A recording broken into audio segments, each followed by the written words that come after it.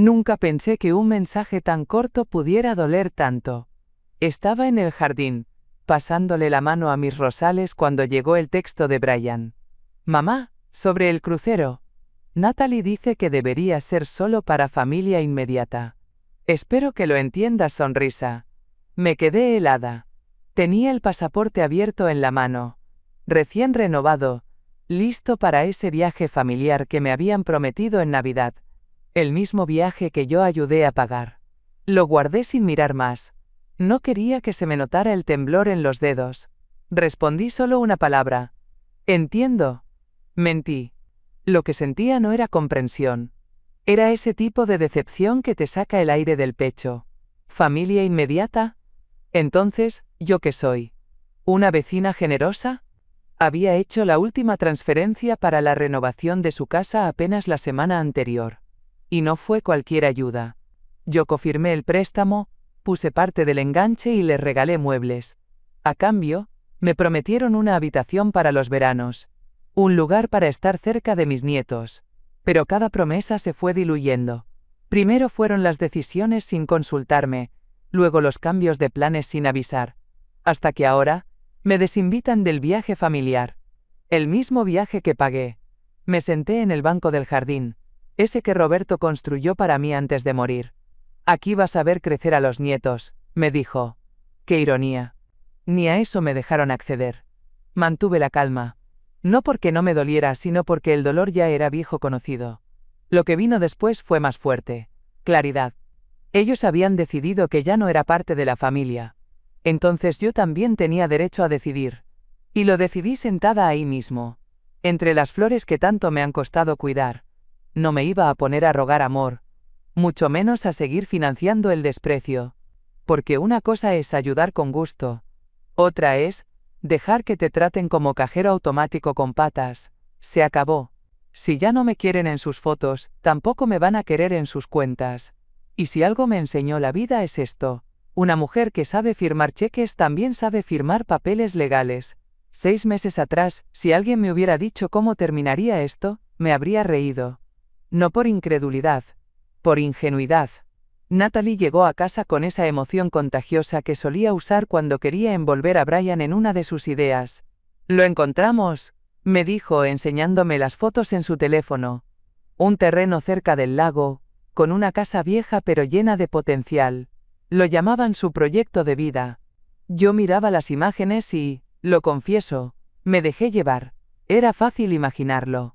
Las tardes con los nietos corriendo por el jardín, el olor a pan recién horneado, la tranquilidad del agua a pocos pasos. Un lugar donde 3 generaciones podríamos convivir sin estorbarnos. Ellos tendrían su espacio. Yo, el mío. No dudé en ayudar. Cubrí el enganche. Firmé como codeudora. Lo único que pedí fue lo mínimo. Que la suite de invitados quedara disponible para mí en los veranos. Nada de lujos, solo una habitación propia, un baño decente y una ventana con vista a los árboles. Natalie sonrió, me abrazó, y prometió que sí. Por supuesto, dulce, esta casa también es tuya. Mentiras envueltas en caricias. Las primeras semanas fueron emocionantes. Me mandaban fotos de las remodelaciones, videos del avance. Brian me llamaba para preguntarme sobre acabados, colores, incluso sobre la estufa. Pero lentamente, ese nosotros se convirtió en ellos. Un día decidieron cambiar el diseño del baño de invitados. Luego, reubicaron la entrada independiente que habían prometido. Después, comenzaron a referirse a la suite como el estudio de Brian. Cuando pregunté por qué, Natalie me dijo: «Es que mamá, tú no vas tanto en verano, ¿verdad?». Y así, sin gritos ni discusiones, fui desapareciendo del plano. Cuando menos me di cuenta, ya ni siquiera me copiaban en los correos con el arquitecto. Me enteraba de los avances por fotos en redes sociales, las mismas que mostraban cenas, parrilladas y cumpleaños a los que jamás fui invitada. Yo había creído que comprábamos una casa. Ellos sabían que compraban mi silencio. Con el tiempo, empecé a notar las grietas. No eran terremotos, no eran temblores suaves, fáciles de ignorar si una no estaba atenta. Y yo, por costumbre o por esperanza, me hice la ciega mucho tiempo. Todo empezó con pequeños olvidos. Cosas que una madre quisiera pensar que no son intencionales. Una foto familiar impresa para enmarcar. Brian, Natalie, los niños, y un espacio vacío donde yo debía estar. Cuando lo mencioné, Natalie rió nerviosa. ¡Ay, fue el fotógrafo! Solo tenía media hora y no nos dimos cuenta. Claro. No se dieron cuenta de que yo, la mujer que compró la cámara, no estaba en la foto. Después fueron los actos escolares. El día de lectura en la primaria, la presentación de música, la feria de ciencias. Siempre me enteraba tarde, por comentarios casuales o fotos publicadas después. Pensé que Brian te había avisado, decía Natalie, sin siquiera fingir sorpresa. A veces me llamaban después, cuando necesitaban algo. Dulce, ¿te molestaría pasar por la tintorería? Brian olvidó su traje y no nos da tiempo. Yo iba. Siempre iba. Porque aún creía que mi lugar en esa familia era fijo. Seguro. Pero entonces vino el golpe final. Ese crucero. Había sido idea mía. Un regalo navideño conjunto. Un viaje familiar que pagué por adelantado. Con meses de anticipación. Para que todos estemos juntos por fin, dije. Me costó más de lo que debía, pero valía la pena por vernos unidos. Y fue precisamente ese viaje del que me excluyeron. Solo familia inmediata, dijeron. Como si yo fuera una tía lejana, un fantasma generoso que flota por ahí pero no debe ocupar espacio. Ahí entendí. No era un error. No era descuido. Era una estrategia. No me estaban olvidando, me estaban borrando. Y si bien había soportado las fotos incompletas, las invitaciones perdidas y las cenas vacías, que me sacaran del viaje que yo misma les regalé, fue el momento exacto en que se me quebró algo adentro. No fue tristeza, fue resolución. No lloré. No grité. No les llamé para pedir explicaciones. Solo me levanté de ese banco del jardín, entré a la casa, y fui directo a mi rincón más olvidado, el cuarto de costura. Ese espacio, donde antes tejía disfraces y cosía bastillas, ahora era mi refugio de papeles. La máquina de coser estaba cubierta con una tela bordada. Sobre la estantería, en lugar de hilos y agujas, había carpetas rotuladas con letra firme. Cada una tenía su tema: hipoteca, propiedad, cuentas conjuntas, testamento. Porque sí, fui bibliotecaria toda mi vida, pero antes de eso, y eso pocos lo saben, trabajé casi 15 años como tesorera municipal. Yo no era una señora que firmaba papeles sin leer. Yo redactaba los términos, sabía lo que significaba un gravamen, cómo operaban los traspasos de activos, qué plazos maneja un fideicomiso revocable y qué peso tiene un documento notariado. Ellos pensaban que yo había cofirmado una hipoteca por amor. Y sí, lo hice por amor, pero no por ceguera. La estructura legal de esa casa no era tan sencilla como Natalie creía.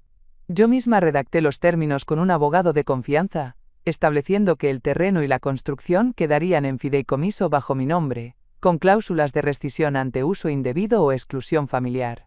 No era solo una ayuda, era una inversión con protecciones. Saqué la carpeta verde, la que tenía sujeciones metálicas y etiquetas en color rojo. La abrí con la misma calma con la que una cocinera revisa una receta antigua. Línea por línea, revisé los detalles del acuerdo. Ahí estaba. Derecho vitalicio de ocupación para la titular del fideicomiso. Ahí estaba también la firma de Brian, la de Natalie ausente, por elección de ella. Nunca quiso figurar en lo legal. Eso lo manejan ustedes, dijo. Perfecto. No tenía que inventar nada, solo activar lo que ya estaba escrito. No estaba desprotegida.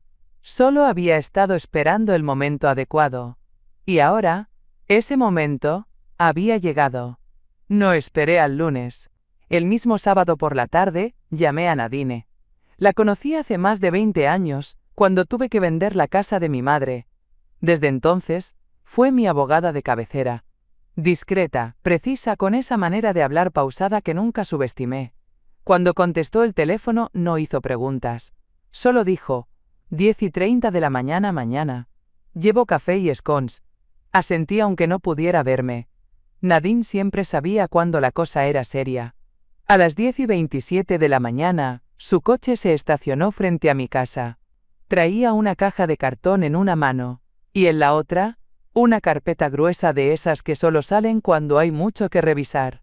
En cuanto cruzó la puerta, me abrazó como se abraza a una amiga que lleva demasiado tiempo sonriendo por cortesía. Dejó los scones sobre la mesa del comedor de arándano, mis favoritos, y se sentó sin quitarse el abrigo. Sacó su libreta legal y empezó sin rodeos. ¿Qué pasó, Olivia? Le conté todo. El crucero, la exclusión, el silencio de Brian, el tono condescendiente de Natalie, las fotos, las invitaciones omitidas, las excusas. No exageré, no edité. Solo expuse los hechos, como quien entrega pruebas en una mesa de juicio. Cuando terminé, Nadine cerró la libreta. Me miró fijamente. ¿Estás segura de que quieres proceder con esto? Asentí sin dudar. Ellos ya tomaron su decisión. Me dejaron fuera. Así que no queda otra que manejarlo como negocio. Nadine soltó un suspiro que sonaba a respeto. Perfecto. Entonces empecemos. Desplegamos carpetas, revisamos fechas, firmamos solicitudes. Ella anotaba mientras yo le iba entregando los documentos que guardé por años. Nunca pensé que los necesitaría. Pero ahí estaban. En orden. Listos. No había rabia en mí. Solo una lucidez limpia, casi quirúrgica. No buscaba venganza. Buscaba equilibrio. La verdad es que una madre puede tolerar muchas cosas. Que te olviden un cumpleaños, que te cancelen un almuerzo. Pero cuando te borran de la familia que ayudaste a construir, entonces ya no se trata de sentimientos. Se trata de límites. Y yo estaba lista para ponerlos. Fue Nadine quien insistió en revisar los registros municipales primero.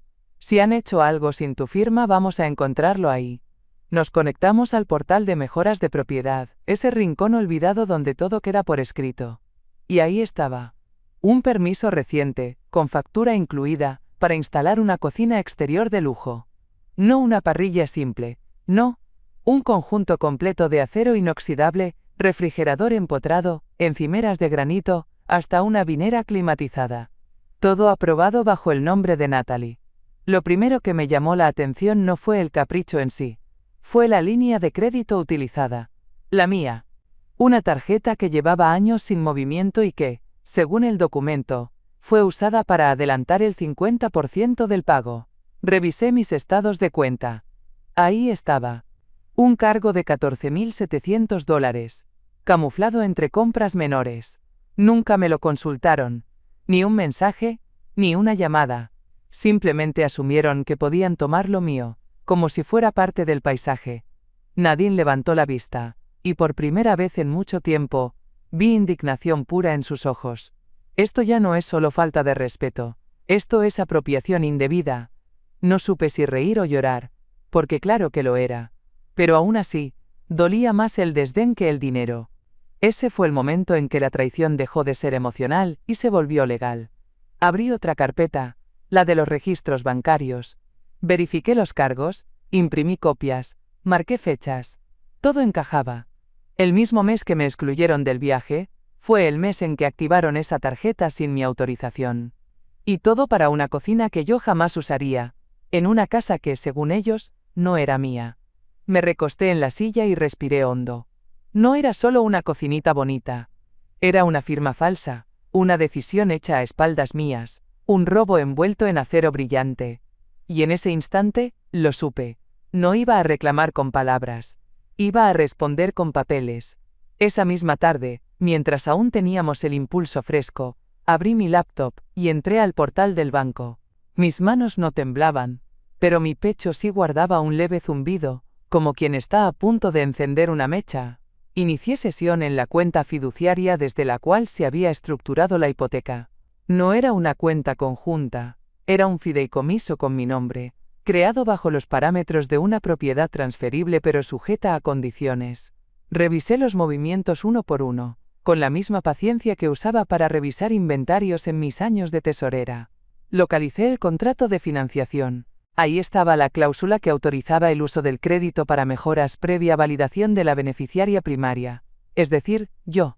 La validación nunca existió. Con solo 3 clics, marqué la transacción como no autorizada. Luego, accedí al apartado de Administración de Bienes y ejecuté la función que había preparado desde el inicio, pero nunca imaginé utilizar, congelar los fondos de mejora bajo sospecha de uso indebido. No era una decisión menor. Ese movimiento activaba una auditoría interna del banco, además de un proceso de validación con el equipo jurídico. Pero todo estaba blindado. Cada cláusula había sido diseñada por mí, cada término consultado con Nadine. No había grietas. Cuando cerré la sesión sentí algo que no había sentido en años. Control. No furia. No venganza. Control. Natalie aún no lo sabía, pero la cadena había comenzado a tensarse. Esa cocina de lujo, símbolo de su nuevo reino, pronto se convertiría en su primer dolor de cabeza. Porque si una mujer sabe firmar un cheque, también sabe bloquear una cuenta. Y no necesitaba gritar para hacerme escuchar. Solo tenía que saber dónde hacer clic. Esa noche dormí profundamente. No soñé con ellos. Ni con la casa, ni con las cenas no invitadas. Soñé con el lago. En silencio. Pero esta vez, estaba sola. Y en paz. La noticia no tardó en llegar a sus oídos. 3 días después, mientras desayunaba tranquilamente en mi cocina, mi café, mi pan tostado, mi música clásica de fondo, el celular vibró con insistencia. Era Natalie. Ignoré la llamada. Minutos después, un mensaje apareció, empapado en esa dulzura artificial que una ya aprende a reconocer con los años. Dulce, preciosa. El contratista nos avisó que hay un problemita con la transferencia del pago. Seguro es solo un error técnico. Podrías revisarlo cuando tengas un tiempito. Gracias, Linda, lanzando besos. Ese emoji me hizo sonreír. No de ternura. De certeza. Sabía que detrás de cada palabra amable se escondía el miedo. Miedo a que el dinero ya no fluyera como antes. A que la fuente empezara a cerrarse. No respondí. Dejé que el silencio hiciera su trabajo. Horas después, otro mensaje. Esta vez de Brian. ¿Podemos hablar? No tiene que ser en persona. Solo... No hagas esto ahora, por favor. Hacer esto. Como si defender lo mío fuera un capricho. Como si congelar fondos por uso indebido fuera una rabieta de madre malcriada. Escuché su mensaje de voz, mientras regaba las plantas. Mamá, no sé qué te dijeron, pero esto se está saliendo de control. El proyecto está parado. Y no es buen momento para conflictos. Natalie está estresada, los niños también. Podemos hablar, pero no así. No con abogados. Ah, ya habían sentido el movimiento de Nadine. Perfecto. Apagué el celular. No por enojo. Por estrategia. Que se quedaran solos con su incomodidad. Que sintieran la falta. Que entendieran que la generosidad, cuando se da por sentada, termina por agotarse. La fachada de familia feliz que habían construido sobre mis recursos comenzaba a agrietarse. Y todo lo que tuve que hacer fue dejar de facilitarles la vida. No hacía falta gritar, solo soltar el timón, porque a veces, el verdadero poder está en lo que una ya no está dispuesta a permitir. No tuve que espiar, ni husmear, ni inventar nada. Bastó conseguir el rastro. Esa misma tarde, mientras revisaba mis estados de cuenta, por hábito, por costumbre, por dignidad, encontré 2 movimientos que me hicieron fruncir el ceño. Uno era un depósito automático de Brian a una agencia de viajes privada. El nombre me sonaba. No era una agencia común. La busqué en línea y ahí estaba. Filial de la empresa naviera con la que contrataron el crucero. La coincidencia era demasiado precisa para ser casual. Fui al archivo. Saqué el recibo de transferencia que hice en diciembre, cuando pagué la supuesta reserva familiar. Lo comparé con el monto del nuevo depósito. Eran casi idénticos, con una diferencia de apenas $60. Ese crucero que iba a ser para todos, había sido reservado en 2 partes. Yo pagué una. Brian, la otra. Lo que en apariencia era un regalo compartido, había sido dividido en secreto. Pero eso no fue lo peor. Al revisar los movimientos del fideicomiso, encontré una alerta de actividad reciente, una solicitud de tarjeta adicional, emitida con mi nombre, direccionada a la misma propiedad del lago, pero yo nunca la pedí. Entré al sistema de reportes y solicité el documento digital. Y ahí estaba, firmado electrónicamente por N.L. Sanders, Natalie. Había abierto una tarjeta usando mi información, mi dirección y, según la plataforma, una supuesta autorización verbal. Todo para lo que llamaron compras domésticas urgentes. Eso explicaba los gastos que aparecían sin categoría. Decoración, electrónicos, incluso servicios de spa a domicilio. Era como encontrar migajas en el camino. No una trampa. Una confesión. Nadine lo dijo sin rodeos. Esto no es solo abuso. Es fraude. Están usando tu nombre como si fuera un recurso renovable. Y no lo es. La rabia ya no me hervía. Me congelaba. No por sorpresa, sino por confirmación. Lo que yo sospechaba. Estaba escrito. Y lo que estaba escrito, podía ser denunciado. Ellos no sabían aún todo lo que había descubierto. Pero pronto lo sabrían. Pensé que ya nada podía sorprenderme. Que había visto el fondo. Pero no. Aún faltaba una última vuelta de tuerca. Nadine, meticulosa como siempre, decidió repasar cada uno de los documentos registrados en la compra de la casa. Quiero ver si alguien se ha puesto creativo con los archivos legales, dijo, medio en broma. Accedimos al registro digital de la ciudad, revisamos cada folio, cada actualización, hasta que lo vimos, un adendum. Supuestamente firmado por mí, con fecha posterior al cierre de la compra. Un documento que modificaba el uso de la propiedad, eliminaba mi derecho vitalicio de ocupación, convirtiéndolo en un permiso sujeto a aprobación de los propietarios residentes. Tuve que leerlo 3 veces. Ahí estaba mi nombre, mi firma, falsificada con una precisión grotesca, y un nuevo acuerdo que, de aceptarse como válido, me dejaba fuera legalmente. Nadine palideció. Esto no es una omisión, es falsificación de documento público. Y eso, Olivia, es un delito penal. No dije nada, solo me levanté y fui a buscar mi carpeta original, la que guardé el día que firmamos todo. El documento real, con la cláusula de ocupación permanente, aún tenía la tinta azul vibrante de aquel día. Mi firma auténtica, firme. La comparé con la otra. No hacía falta ser perito para notar la diferencia. Natalie no había solo cruzado una línea. La había borrado. Habían construido todo un plan para sacarme de en medio, paso a paso, como si yo no fuera más que una molestia legal que debía desaparecer antes de que molestara de verdad. Pero cometieron un error. Dejaron rastro. Y yo sé leer rastro como otras leen novelas. Ahí, frente a la pantalla, ya no sentí tristeza. Ni siquiera rabia. Sentí algo mucho más poderoso. Determinación. Porque si alguien se toma el tiempo de falsificar tu firma, es porque te temen. Y ese miedo. Era el primer indicio de que esta batalla en el fondo ya no era suya. Era mía. Esa noche el silencio en mi cocina pesaba como plomo. Tenía las carpetas abiertas sobre la mesa. Documentos legales, firmas, pruebas. Todo en orden. Todo a mi favor. Y sin embargo, al alzar la vista, no vi papeles. Vi marcos de fotos. Recuerdos colgados que no sabían que habían dejado de tener sentido. Ahí estaba Brian, de niño, sosteniendo su primer pez. Yo con las manos llenas de barro, ayudando a plantar los girasoles en el jardín del lago. Los cumpleaños donde yo hacía el pastel, aunque no me salía esponjoso. Las navidades donde el único árbol decorado era el que yo armaba en mi sala, porque ellos nunca tenían tiempo.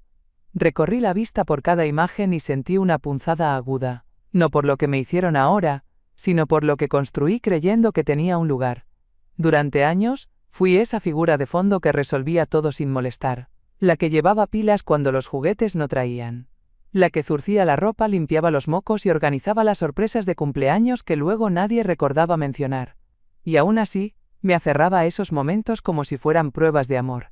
¡Qué tonta! Caminé hasta el cuarto del fondo, mi refugio, mi rincón de costura convertido en oficina, y abrí un cajón. Allí guardaba los juguetes que rescaté cuando pensaron en donarlos, bloques sin piezas, muñecas despeinadas, una camioneta sin llanta, objetos rotos que reparé en silencio, igual que la relación con ellos. Me senté en la mecedora que fue de mi madre. El rechinido de la madera me abrazó como lo hacía ella cuando me decía, «Dulce, no confundas dar con desaparecerte». Había dado todo. Y me habían borrado. Pero esa noche, entre el olor del café frío y el crujido del suelo de madera, me juré algo. No me iban a quitar también la dignidad. Porque una puede perder muchas cosas, pero si aún tienes nombre, memoria y voz, Entonces no estás sola. Ni vencida. No hubo dramatismos. No hice escándalo. Solo encendí la lámpara de escritorio y empecé a escribir cartas. La primera fue una invitación formal, sellada con mi puño y letra. Revisión de planificación patrimonial y sucesión de propiedad.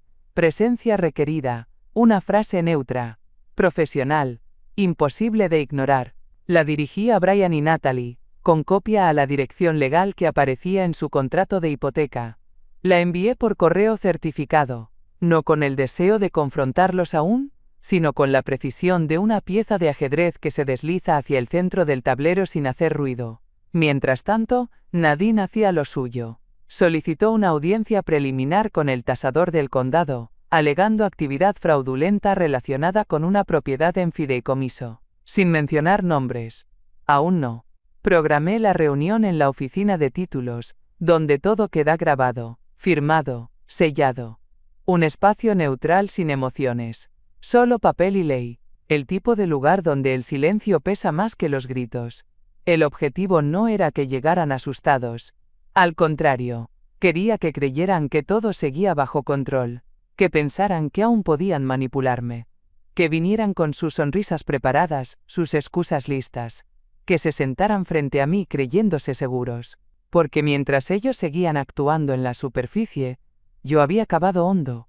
Había copias certificadas, había testigos, había fechas que no cuadraban, firmas que no eran mías, gastos que ya estaban auditados, todo ordenado, como piezas de dominó alineadas en silencio. Solo hacía falta dar el primer toque. Pero antes de eso, necesitaba verles la cara, mirarlos a los ojos sin titubear, y dejar que el peso de su traición se enfrentara con la fuerza tranquila de quien ya no ruega, solo cobra. Y si creían que esto era una simple charla de mamá dolida, estaban a punto de descubrir que no hay nada más firme que una mujer que ha decidido defender lo que le queda, con papeles en regla y la conciencia limpia. El día de la reunión llegó sin tormentas ni avisos. El cielo estaba despejado, el aire quieto.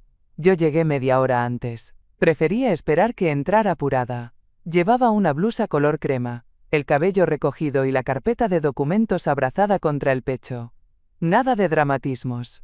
Solo presencia. La sala de conferencias era amplia, con paredes de vidrio esmerilado y una mesa de madera que olía a barniz nuevo. Un reloj marcaba cada segundo como si quisiera recordarme que el tiempo por fin estaba a mi favor. Brian y Natalie llegaron juntos, riendo por algo que no entendí.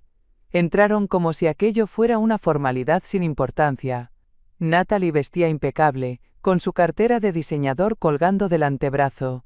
Brian se notaba más tenso, pero trató de disimular. Se sentaron frente a mí sin mirarme de lleno. El funcionario de la oficina de títulos comenzó con voz plana. Estamos aquí para revisar una serie de actualizaciones patrimoniales solicitadas por la señora Olivia M. Yo no hable con acento agudo. Ni asentí. Solo abrí la carpeta y deslicé el primer documento hacia el centro de la mesa. La voz del funcionario cambió apenas un matiz, al leer en voz alta. Se identificó un documento modificado sin validación legal correspondiente. También se detectaron cargos realizados desde una línea de crédito perteneciente a la titular del fideicomiso, sin autorización registrada. Nadie respiraba. Brian intentó intervenir. Debe haber una confusión, pero el funcionario levantó la mano sin mirarlo. Luego vino el segundo documento. Y el tercero. Cada uno más claro, más exacto. Cada uno una piedra que caía con sonido sordo sobre esa fachada de hijos ejemplares. Yo seguía en silencio. No hacía falta levantar la voz cuando los hechos gritaban por mí.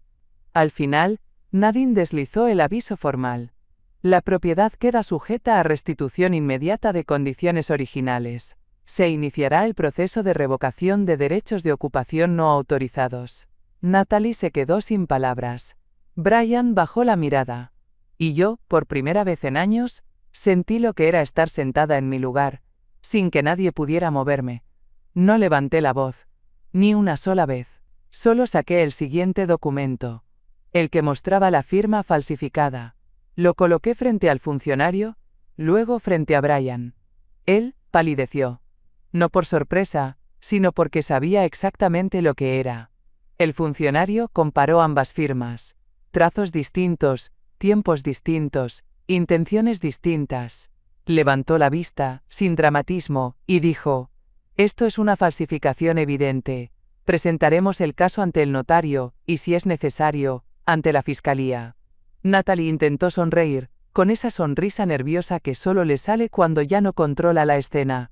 Debe ser un error, quizás un formulario antiguo. Pero yo ya había colocado el siguiente papel. Facturas de gastos realizados con una tarjeta a mi nombre, direccionadas a su domicilio. Spa, decoración, compras electrónicas. Todo bajo una cuenta que nunca solicité. Nadine, serena, habló por primera vez. La señora Olivia jamás autorizó la apertura de esa línea. Tenemos la bitácora digital que lo demuestra. El funcionario asentía mientras tomaba nota. No interrumpía. Solo dejaba que los documentos hicieran el trabajo. Entonces vino la notificación final. Un sobre cerrado, con membrete oficial, que Nadine deslizó hacia Natalie. Ocupación no autorizada. Revocación en 30 días. Deberán desalojar la propiedad antes del plazo estipulado. El sonido del sobre contra la mesa fue más contundente que cualquier grito. Brian con voz hueca murmuró: «¿Tú hiciste todo esto, mamá?». Lo miré por primera vez en la reunión. No con odio. Ni con tristeza. Con claridad. No. Ustedes lo hicieron. Yo solo abrí las ventanas para que se viera. Natalie se levantó de golpe, pero no dijo nada. No había argumento. No había defensa. Solo la certeza de que todo lo que habían planeado, cada paso para desplazarme, había sido registrado. Verificado. Revertido. Salieron sin mirar atrás. No sé si por vergüenza o por rabia. Y ahí me quedé yo, sentada. En paz, porque cuando las máscaras caen, lo único que queda en pie es la verdad. La sala había quedado en silencio. Solo se escuchaba el suave zumbido del aire acondicionado y el roce de papeles al guardarlos. Nadine cerró su carpeta con ese gesto limpio que indica: asunto concluido. El funcionario del registro de títulos se volvió hacia mí con formalidad. Señora Olivia M., por revisión de documentos y validación de fideicomiso, se ratifica su posición como propietaria y beneficiaria principal. Sus derechos de ocupación vitalicia quedan restaurados en su totalidad. Palabras sencillas, sin adornos. Pero sentí como me llenaban el pecho, como si me devolvieran algo que creí perdido. Brian me miró como si esperara algún gesto. Una señal. Una puerta entreabierta. Pero no la había. Intentó balbucear. «Mamá, si pudiéramos hablar tú y yo, sin intermediarios». Le sostuve la mirada. No con rabia. Con el cansancio de quien ya no quiere traducir su dolor. «Esto», le dije, «es lo más privado que va a ser. Cuando alguien le roba a su madre, no necesita testigos. Solo necesita límites». Él bajó la vista. Y por primera vez, no vi al niño que me llamaba en las noches con miedo. Vi a un hombre que eligió comodidad sobre respeto, que pensó que el amor de una madre es una deuda infinita, y no lo es. Salieron sin mirar atrás. Y yo me quedé sentada un momento más, como quien se acostumbra de nuevo al peso del nombre propio. No celebré. No lloré. Solo respiré. Sentí el suelo bajo mis pies. Sentí la fuerza tranquila de saber que el poder, ese que me creyeron incapaz de usar, nunca se había ido. Solo estaba esperando el momento de regresar a mis manos. Y ahora, por fin, lo había hecho. No hice llamadas. No publiqué nada. No me senté a contar mi versión. No hacía falta. La noticia se regó sola. Primero fue el letrero legal pegado en la puerta de la casa del lago. Ocupación revocada. Propiedad en proceso de restitución. Alguien lo vio, le tomó foto y la subió al grupo vecinal. Y en menos de un día, la curiosidad se volvió escándalo. La comunidad donde Natalie presumía sus remodelaciones y daba consejos sobre armonía familiar no tardó en volverse fría. Sus patrocinadores de redes sociales comenzaron a retirarse. Una por una, sus colaboraciones fueron desapareciendo. Aparentemente, ninguna marca quiere asociarse con alguien bajo investigación por uso fraudulento de fondos. Brian intentó mantener el control en el trabajo. Pero bastó una denuncia formal al comité de ética de su empresa, acompañada de copias de documentos falsificados, para que lo citaran a revisión interna. Su ascenso pendiente quedó en pausa, según su propio correo. Yo no hice nada más. Solo observé. Como quien ve un dominó caer en cámara lenta. Me llamaron varias veces, claro. Primero con voces suaves.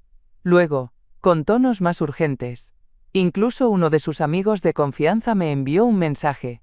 ¿De verdad vas a destruir a tu propio hijo por un malentendido?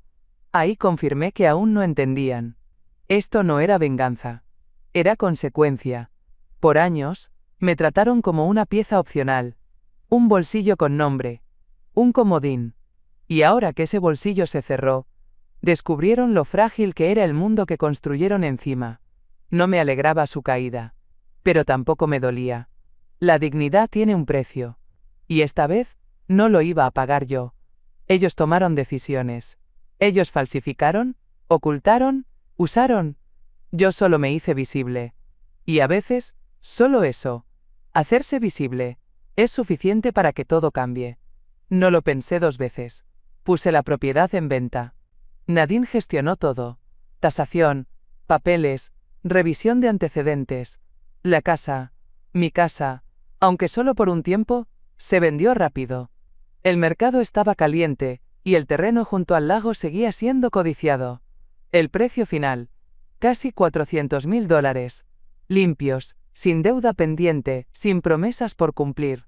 Todo fue directo a mi fideicomiso, ahora blindado.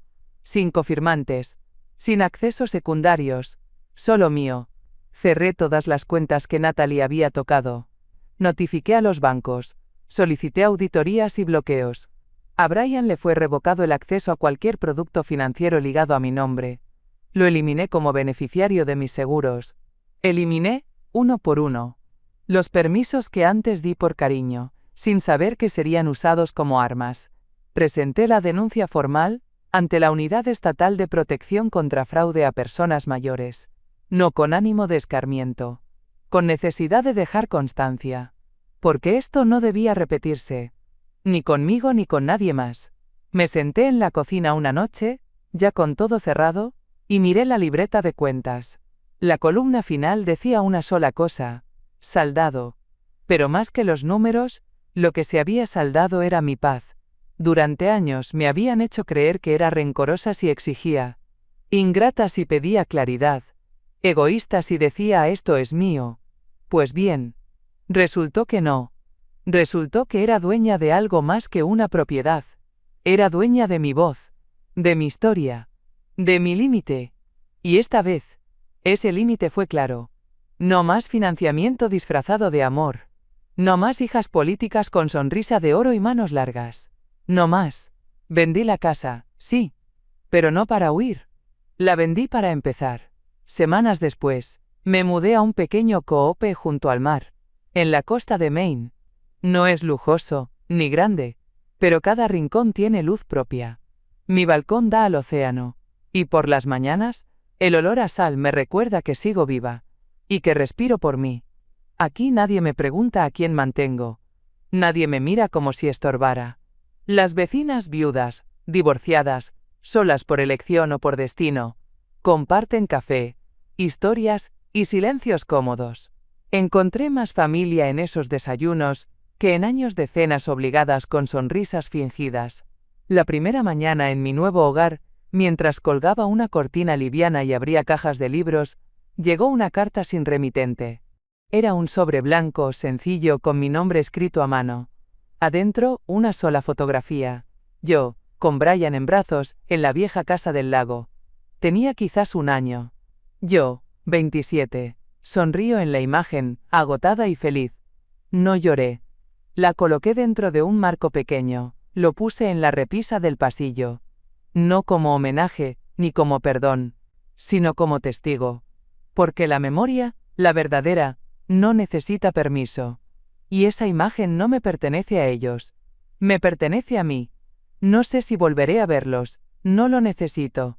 Ellos ya eligieron. Y yo también. Ahora despierto con el sol en la cara y el corazón en paz. No gané una guerra. Solo recuperé mi nombre,